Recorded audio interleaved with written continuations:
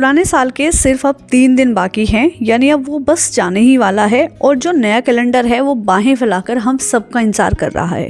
पुराने साल ने हमें बहुत कुछ दिया है, वो फिर चाहे अच्छा हो या बुरा हो, बहुत कुछ सिखाया है। क्या कैलेंडर बदलने से कभी हमारी लाइफ बदलती है? नहीं, लाइफ बदलती है हमारे अपने एफर्ट्स से, हमारी अपनी कोशिशों से। पुराने साल में मैंने क्या कुछ सीख कर अपनी लाइफ में कुछ चीज़ों में बदलाव किया और क्या कुछ अच्छी चीज़ें सीखी, वही सब आज आपके साथ में शेयर कर रही हूँ। हो सकता है इनमें से कुछ चीज़ें आपके बहुत काम आने वाली हों और आप उस प्रॉब्लम से ज़रूर जूझ रहे होंगे जिससे मैं जूझ रही थी। तो चलिए वीडियो स्टार्ट करते हैं। हम तो लाइफ में आगे बढ़ जाते हैं, लेकिन जो हमारा पास्ट होता है वो हमारे साथ साथ चलता रहता है। या ये कह लीजिए कि हम अपने पास्ट को छोड़ना ही नहीं चाहते। उसने मुझे ऐसा बोल दिया था, उसने ये बोल दिया था और उसने मेरे साथ ऐसा व्यवहार किया था, अच्छा तो उसने मुझे ये सब कहा था। ये सब चीज़ें हमारे दिमाग में हर टाइम घूमती हैं और हम कभी भी उन लोगों को नहीं भूल पाते जो हमें हमेशा डिमोटिवेट करते रहे या फिर हमें हमेशा नीचा दिखाते रहे। उन लोगों को माफ़ कर दो, क्योंकि अब साल का अंत होने वाला है। इसलिए नहीं कि वो माफ़ी डिज़र्व करते हैं, बल्कि इसलिए कि आप पीस डिज़र्व करते हैं। एक बार उन्हें माफ़ करके देखिए, आपको पता चलेगा कि कितनी शांति मिलती है। हम उन लोगों को छोड़ देते हैं पूरी तरीके से जो हमारी लाइफ में एक्चुअली में रहना डिज़र्व ही नहीं करते। भूल जाइए किसी ने आपको कुछ कहा था, हाँ उन्हें दोबारा मौका मत दीजिएगा, लेकिन जो पुराना हो गया है उसे भूलकर आगे बढ़िए और अपनी लाइफ को स्मूथ बनाइए, क्योंकि ये ज़िंदगी बहुत खूबसूरत है। हम पुरानी चीज़ों को याद करके कब तक अपनी लाइफ को ख़राब करते रहेंगे।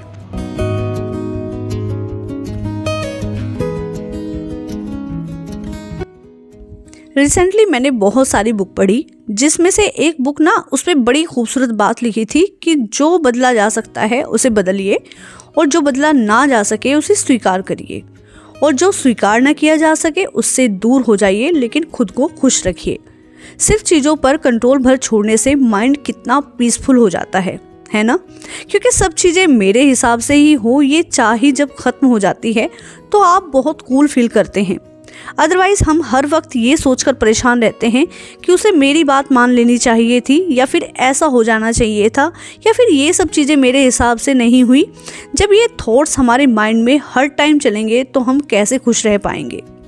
जब हम कंट्रोलिंग लाइफ खुद पसंद नहीं करते तो दूसरों को क्यों कंट्रोल में रखें? आपको बस क्या करना है कि अपनी लाइफ का कंट्रोल आपके हाथ में होना चाहिए। ये आपके हिसाब से होनी चाहिए। इसमें चाहे खुशी हो या दुख हो, इसका कंट्रोल किसी और के हाथ में ना हो, बस इतना काम करना है। अदरवाइज दूसरों पे कंट्रोलिंग करना जब आप छोड़ देंगे तो आप देखेंगे कि आपकी लाइफ कितनी पीसफुल हो जाएगी।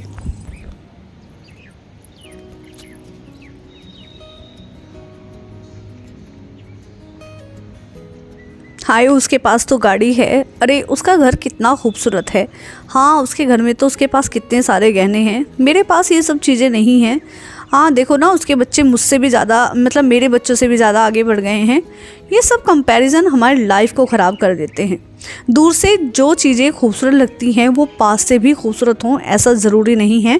यूट्यूब पे हम इतने सारे इन्फ्लुएंसर देखते हैं, उनकी लाइफ देखते हैं और हम बड़े मोटिवेट होते हैं, बड़ा व्यवस्थित रखते हैं भाई अपनी लाइफ को, कितने अमीर है, हर टाइम कितनी ख़रीदारी करते हैं, और ये सब सोच के ना हमारे पास जो हमारी अपनी लाइफ है हम उसे डिस्ट्रॉय कर लेते हैं।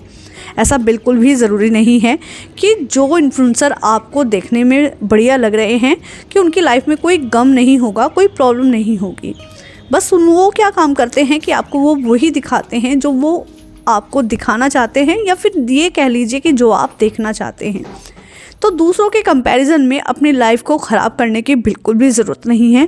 अगर आपको कंपैरिजन करना है तो आप उसको थोड़ा सा चेंज कर सकते हैं। जैसे कि अगर आप कंपैरिजन कर रहे हैं तो आप ये देखिए ना कि वो सामने वाला आगे कैसे बढ़ा, उसने अपने अंदर कौन कौन सी अच्छी हैबिट डेवलप करी, या फिर ये कह लीजिए कि उसने कितनी मेहनत करी। आप जब उसी कंपैरिजन को पॉजिटिव वे में ले जाएंगे तो ये चीज़ें आपको और बेहतर कर देंगी। लेकिन अगर हम उसी को नेगेटिव वे में ले जाते हैं तो जो हमारे पास चीज़ें होती हैं ना, हम उनका लुत्फ़ कभी उठा नहीं पाते। हमारे पास प्यारे बच्चे होते हैं, भले ही वो नंबर अच्छे नहीं ले पाते, लेकिन हम उन्हें हर टाइम डांटते रहते हैं क्योंकि सामने वाले का बच्चा अच्छे नंबर लेकर आ रहा है। उनकी उन क्वालिटी को हम भूल जाते हैं जो एक्चुअली में हमारे बच्चे में है। ऐसा भी तो हो सकता है कि सामने वाले का बच्चा सिर्फ मार्क्स अच्छे लेकर आता हो, लेकिन उनके अंदर जो हैबिट्स हैं या फिर ये कह लीजिए जो मोरल वैल्यूज़ हैं वो हमारे बच्चे जितनी अच्छी ना हो। तो कंपैरिजन छोड़िए और ख़ुद को आगे बढ़ाने का प्रयास करिए। और देखिए, ये भी ज़रूरी है कि ये प्रयास ना हमेशा पॉजिटिव वे में होना चाहिए, तभी हमारी लाइफ में पॉजिटिव रिजल्ट आएंगे।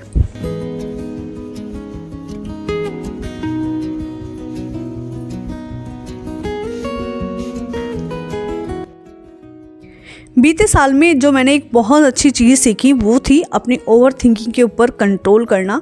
ये बहुत आसान नहीं है, लेकिन ट्रस्ट में बहुत मुश्किल भी नहीं है। हम कब एक छोटे ख्याल से बड़े ख्याल के साथ साथ ख्यालों में ही डूबते चले जाते हैं, और कब वो हमारा 1 घंटा 2 घंटा 3 घंटा और कभी कभी हमारे बहुत सारे दिन खा जाते हैं। ओवर थिंकिंग एक ऐसी बीमारी है जो किसी भी आम इंसान को ना बिल्कुल ऐसा कर देती है कि पता नहीं वो कितना बीमार है। तो आपके अंदर अगर इस तरह के कोई नेगेटिव थॉट्स आते हैं तो उन्हें तभी के तभी दबा लीजिए, तभी कंट्रोल कर लीजिए। ये प्रैक्टिस ना बहुत ज़्यादा आसान है। इस पे कभी डिटेल में बात करेंगे किसी दूसरी वीडियो में, लेकिन आज तो बस इतना जान लेना काफ़ी है कि बीते हुए साल में मैंने इस पर ज़बरदस्त काम किया और अब ओवर थिंकिंग जैसी कोई प्रॉब्लम मुझे नहीं सताती। जैसे ही कोई नेगेटिव थॉट्स मेरे अंदर जन्म लेता है, मैं उसे तुरंत वहीं के वहीं दबा देती हूँ, और दबा ही नहीं देती बल्कि फिर वो कभी पनपता भी नहीं है। तो जैसे ही नेगेटिव थॉट्स आपके अंदर डेवलप होते हैं, या फिर ये कह लीजिए कि वो जैसे ही आपको लगे कि कोई नेगेटिव चीज़ आपको तंग कर रही है, उसे वहीं के वहीं कंट्रोल कर लीजिए, क्योंकि हमारे खुश रहने के लिए हमारा पॉजिटिव माइंडसेट होना बहुत ज़्यादा ज़रूरी है। नेगेटिव चीज़ चाहे फिर वो किसी भी तरह की हो, हम वो कभी भी अपनी लाइफ में ना हमें खुश नहीं रहने देगी। तो जो नेगेटिव थॉट्स हैं ये सब चीज़ पनपती हैं हमारे आसपास से। तो जो आसपास की चीज़ें हैं उसे भी पॉजिटिव रखने की कोशिश करिए। मान लीजिए कोई नेगेटिव पीपल्स आपके आसपास रहते हैं, तो देखिए अगर वो परिवार में हैं तो आप उन्हें छोड़ नहीं सकते, लेकिन हाँ आप उनसे थोड़ी सी दूरी बना सकते हैं ताकि वो चीज़ें आपको तंग ना करें। तो नेगेटिव चीज़ों से कैसे डील करना है ये हम सबको खुद से तय करना होता है, और हम सब खुद अपनी प्रायोरिटी के हिसाब से तय करते हैं कि किस नेगेटिव थॉट से हमें किस तरीके से निपटना है। पता नहीं हम में से कितने लोग हैं जो चाहते हैं कि नो कह दे, लेकिन नहीं, सामने वाले को बुरा लग जाएगा इसलिए हम हर बार यस कह देते हैं। और जितनी बार हम सामने वाले को यस कहते हैं उतनी बार ही हम खुद को नो कहते हैं, अपने पॉजिटिव माइंडसेट को नो कहते हैं, अपनी सेल्फ रिस्पेक्ट को नो कहते हैं। गौर फरमाइए कि अगर आपके एक नो कहने से सामने वाला इंसान इतना हर्ट हो जाता है कि वो ये भूल जाता है कि आपने पहले उसे कितनी बार यस कहा है, तो इससे कहीं ज़्यादा बेटर है कि आप हर बार उसे नो कहिए, क्योंकि आप खुद उस काम को नहीं करना चाहते। फैमिली में बहुत सारे ऐसे लोग होते हैं हमारे आसपास कि उन्हें सिर्फ यस सुनना पसंद होता है। वो नहीं चाहते कि हम कोई भी काम सामने वाले को बता रहे हैं तो वो नो बोले। तो खुद को अगर खुश रहना चाहते हैं यानी रखना चाहते हैं तो याद रखिए कि आपका ना कहना उस टाइम पे ज़रूरी हो जाता है जिस टाइम पे आपका खुद का मन नहीं है। अपने आप को प्रायोरिटी देना सीखिए और नो कहना सीख जाइए अगर अभी तक नहीं सीखे हैं।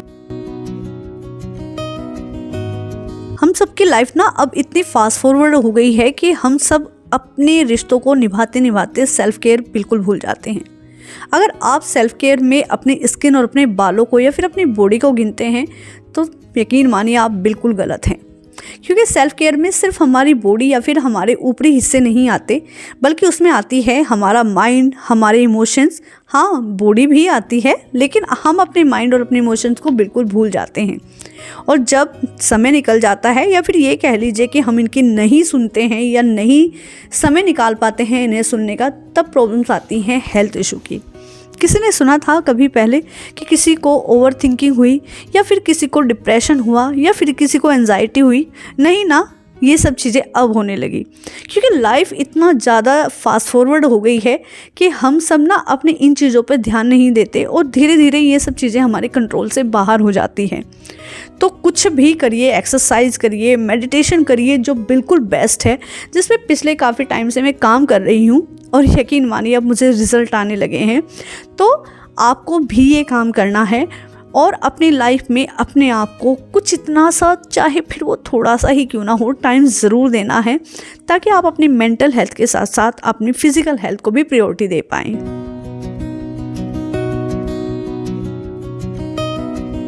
Bounce back from your mistake. अपनी गलतियों से सीखिए, न कि गलतियों पर पछतावा करते रहिए।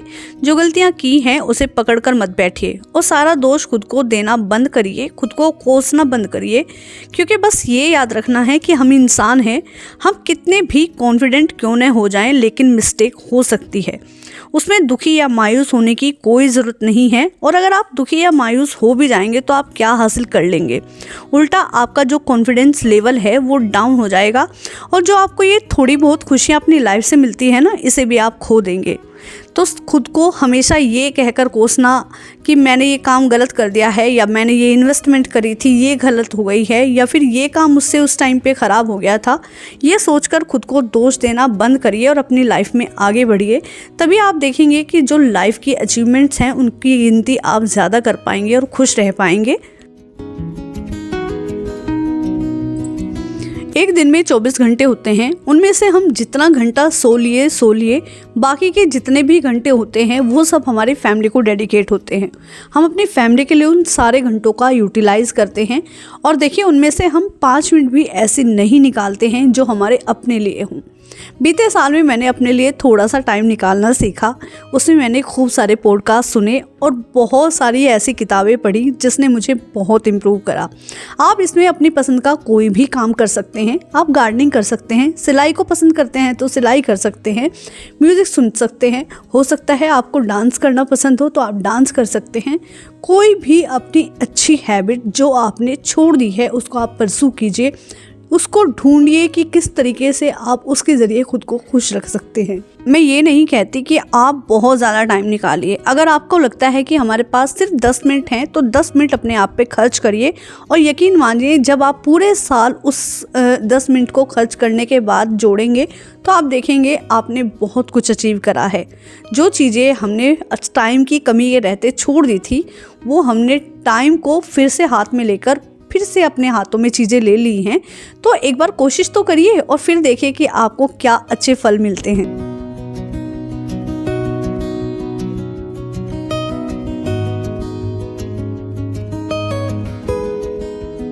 हमारे खुश न रहने का एक बहुत बड़ा रीज़न है, वो है हमारी बेफालतू की चिंता। जिन चीज़ों पे हमारा जोर ही नहीं है तो उनके बारे में फ़िक्र करने से क्या फ़ायदा है। तो सरेंडर कर दीजिए अपने आप को ईश्वर के प्रति, नो मैटर आप किस कम्युनिटी से आते हैं। खुद को आप जब सरेंडर कर देंगे ना तो आप देखेंगे आप कितना फ्री फील करते हैं। हमारा काम है सिर्फ अपने कर्म को करना, और कर्म करने के बाद भगवान के ऊपर छोड़ दीजिए यार, वो जो करेंगे बढ़िया करेंगे। अच्छा हमारे मन का हुआ तो भी बढ़िया है, नहीं हुआ तो भी बढ़िया है, क्योंकि हम सिर्फ अपने लिए अच्छा सोच सकते हैं और वो हमारे लिए बेहतर नहीं बल्कि बेहतरीन सोचते हैं। तो सरेंडर करके देखिए एक बार अपने आप को, फिर आप देखेंगे कितना मज़ा आता है ज़िंदगी का। क्योंकि कई बार चीज़ें हमारे हाथों में नहीं होती, फिर भी हम लोग पकड़ के बैठे रहते हैं, और एट प्रेजेंट जो चीज़ें अच्छी हैं उन्हें भी हम इग्नोर कर देते हैं, क्योंकि हम तो उस चीज़ के लिए बिना बात की चिंता कर रहे हैं जो हमारे हाथ में ही नहीं है। तो ईश्वर पे सब कुछ छोड़ दीजिए और फिर देखिए ज़िंदगी का मज़ा किस तरीके से आता है। आपने कभी नोटिस किया है कि लास्ट टाइम आप मंदिर गए थे और आपने भगवान की मूर्ति को कितनी बार देखा था, या फिर आपके पर्टिकुलर आपके आजू बाजू में जो भी मंदिर है वो देखने में कैसी लगती है? अगर मैं ये सवाल 100 लोगों से पूछूं तो शायद कोई इक्का दुक्का ही इस बात का जवाब दे पाएगा, क्योंकि हम तो मंदिर जाते हैं और जाते ही बस शिकायत कर देते हैं, आपने हमें ये नहीं दिया है, आपने हमें वो नहीं दिया है, भगवान जी बस हमें इस नंबर से, इतने नंबरों से ना इस एग्ज़ाम में पास करा देना, या मेरा ये काम कर देना, मेरे बेटे की नौकरी लगा देना, मेरे हस्बैंड का मतलब इंक्रीमेंट रुका हुआ है उसे पास करा देना, मेरे हस्बैंड का प्रमोशन रुका है, प्लीज़ प्लीज़ वो प्रमोशन करा दो। यानी हम भगवान से सिर्फ मांगते रहते हैं, और जो उसने हमें दिया है उसके लिए हम ग्रेटिट्यूड कभी करते ही नहीं हैं, कभी धन्यवाद नहीं बोलते। सांसें चल रही हैं, कोई धन्यवाद नहीं, अरे बहुत बड़ी बात है, सांसें चल रही हैं तभी तो कुछ काम होगा। आज आप रात को सोए, सुबह आप ठीक ठाक उठते हैं, चेक करिए आपकी सांसें चल रही हैं, अगर चल रही हैं तो से थैंक यू। सामने आपने देखा कि आपके बच्चे सोए हुए हैं, ठीक ठाक हैं, तो कहिए थैंक यू गॉड। आपने देखा आपके हस्बैंड या फिर आपकी वाइफ आपको कमरे में ठीक ठाक मिलती हैं तो से थैंक यू। खाना आपके सामने आता है तो कहिए कि थैंक यू सो मच भगवान जी। आपके सामने जो आपकी लाइफ है इसके लिए बोलिए कि थैंक यू सो मच, क्योंकि जो लाइफ आप जी रहे हैं पता नहीं कितने सारे लोगों का ये सपना है। मैं तो ये हमेशा करती हूँ और जब से मैं इसको बिल्कुल रेगुलर करने लगी हूँ मैंने अपनी लाइफ में ना बिल्कुल ऐसे विजिबल चेंजेस देखे हैं कि मैं एक्सप्लेन नहीं कर सकती। अगर आप करते हैं तो अच्छा है और अगर नहीं करते हैं तो करना स्टार्ट करिए, फिर आप देखेंगे कि आपकी लाइफ किस तरीके से दिन ब दिन बदलती है। तो दोस्तों ये कुछ ऐसे चेंजेस थे जो मैंने अपनी इस साल की लाइफ में करे और मैंने इसके बहुत पॉजिटिव रिजल्ट्स पाए। आप इसे करके देखिएगा और अपना एक्सपीरियंस मेरे साथ शेयर करिएगा। दोस्तों ये था आज का एक छोटा सा वीडियो। पसंद आए वीडियो तो लाइक शेयर कमेंट ज़रूर करिएगा। जो दोस्त चैनल पर आज पहली बार आए हैं प्लीज़ चैनल को सब्सक्राइब कीजिएगा और बेल बटन को ज़रूर से दबा के रखिएगा ताकि आने वाली वीडियो की नोटिफिकेशन आपको सबसे जल्दी मिल जाए। फिर मिलेंगे एक नई इंटरेस्टिंग वीडियो में, तब तक अपना ढेर सारा ख्याल रखिएगा। Okay friends, thank you and bye bye.